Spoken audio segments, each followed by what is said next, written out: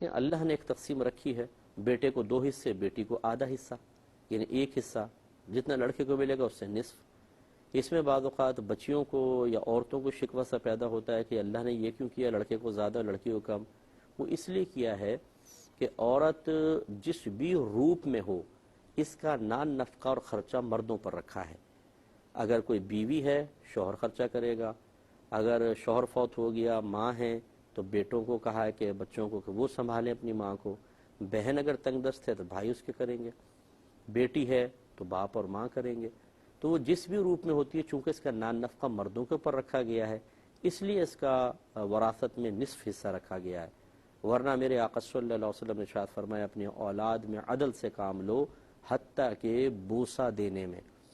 اب اولاد کا جو ولد ہوتا ہے یا اولاد کا لفظ ہوتا ہے، لڑکا لڑکی دونوں پہ بولا جاتا ہے، گویا کہ دونوں میں سرکار نے انصاف کا حکم دیا، عدل سے کام لو۔ اگر بیٹے کو پیار کرو، بیٹی کو بھی کرو لازمی طور پر، بیٹے کو تحفہ دو تو بیٹی کو بھی دو۔ اور زندگی میں بارہا اس مسئلے کو بیان کر چکا ہوں، زندگی میں باپ اپنی اولاد کو جو کچھ دے گا اس میں عدل و انصاف کرنا افضل اور اولا ہے۔ پھر کم مفضول صورت یہ ہے کہ لڑکے کو کوئی وراثت والا حصہ کرے کہ لڑکے کو 2 حصے دے دیا، بچی کو 1 حصہ دے دیا، لیکن اس سے اگر آپ پیچھے چلے گئے تو پھر آپ نا انصاف ہیں، آپ ظلم کرنے والے ہیں، آپ خرابی پیدا کرنے والے ہیں۔ اب ہمارے یہاں ہوتا ایسا ہی ہے کہ بچیوں کو بہت تھوڑا دیا جاتا ہے، بس پڑھا دیا اس میں خرچہ ہوا، پھر شادی میں خرچہ اور جہیز دے دیا۔ پڑھانے میں تو سب بچے برابر ہوتے ہیں، بڑے کرنے میں، کھلانے پلانے میں سب بچے برابر ہوتے ہیں۔ اب جو آپ نے جہیز میں دیا وہ اضافی تھا۔ بچی کو کتنے کا جہیز دیا جی؟ 10 لاکھ، 20 لاکھ، 30 لاکھ، 40 لاکھ، 50 لاکھ، اس سے اوپر تو کوئی بھی نہیں دے گا۔ اور لڑکوں کو کیا کیا دیتے ہیں جی؟ لڑکے کو اس کو دیا ایک مکان دے دیا، اس کو پلاٹ دے دیا، اس کو دکان دے دی، اور ہر ایک کی قیمت جو ہے لاکھوں کروڑوں کے اندر ہوتی ہے۔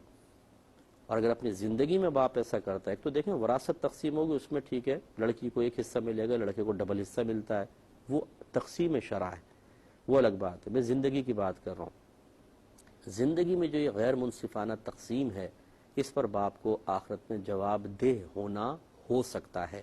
اس لیے اچھی طرح توجہ رکھیں، زندگی میں اپنی اولاد کو جب آپ دیں تو اس میں لڑکا لڑکی بالکل برابر ہوتے ہیں۔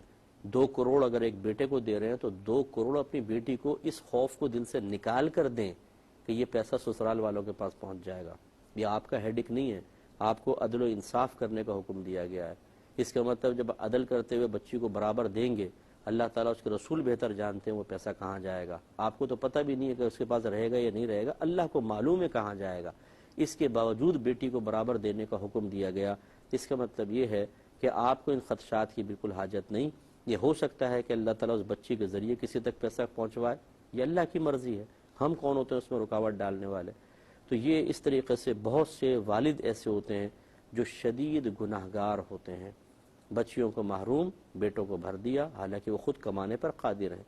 بچی بیچاری کسی اور کی محتاج ہوتی ہے، اسے ایسے ہی محتاج ہی چھوڑ کے شوہر کا وہ فوت ہو جاتے ہیں۔